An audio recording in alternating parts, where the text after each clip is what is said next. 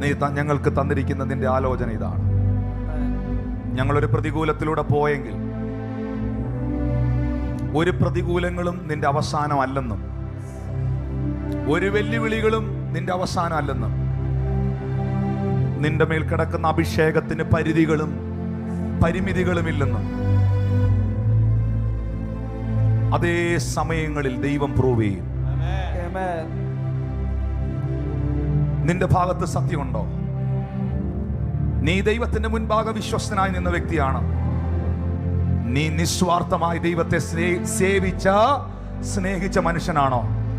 ജോസഫേ, ആരൊക്കെ നിനക്കെതിരായാലും, നിന്നെ പൊട്ടക്കിണറ്റി തള്ളിയിട്ടാലും, നിന്നെ അടിമച്ചന്തയിൽ വിവസ്ത്രനായി നിർത്തിയാലും, നിന്നെ കാരാഗ്രഹത്തിൽ അടച്ചാലും, നിന്റെ സ്വപ്നമേ നടക്കത്തുള്ളൂ.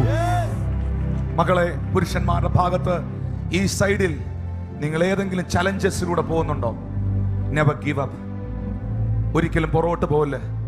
ദൈവത്തെ ചോദ്യം ചെയ്യല്ലേ. അവിശ്വസിക്കരുത്. വിശ്വാസത്തോടെ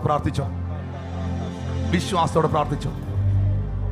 മെഗീബോശത്ത് എന്ന് പറയുന്ന മനുഷ്യന്റെ ജീവിതത്തിൽ അവന്റെ അപ്പനും വല്യപ്പനും എല്ലാം നഷ്ടപ്പെടാൻ അവനൊരു ദിവസം ഉണ്ടായിരുന്നെങ്കിൽ, ആ മെഗീബോശത്തിനെല്ലാം മടക്കി കൊടുക്കാൻ മറ്റൊരു ദിവസം ദൈവം വെച്ചിട്ടുണ്ടായിരുന്നു.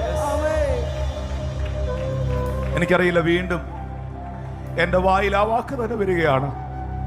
നീയും നിന്റെ തലമുറയും നിന്റെ കുടുംബവും ഒരിക്കലും നശിച്ചു പോകത്തില്ല. ഇല്ല ഇല്ല ഇല്ല ഇല്ല ഇല്ല ഇല്ല ദൈവം അനുവദിക്കില്ല അതിന്. ഇല്ല ഇല്ല ഇല്ല ദൈവം അതിന് അനുവദിക്കില്ല. ദൈവം അതിന് അനുവദിക്കില്ല. എന്റെ കൃപ നിനക്ക് മതി, എന്റെ ശക്തി നിന്റെ ബലഹീനതയിൽ തികഞ്ഞു വരുന്നു എന്ന് എഴുതിയിരിക്കുന്ന പോലെ, അവന്റെ നിറവിൽ നിന്ന് എല്ലാവർക്കും കൃപയ്ക്കുമേൽ കൃപ ലഭിച്ചു എന്ന് വായിക്കുന്നത് പോലെ, Lord, I release that great grace upon them. Great grace upon their own ministry.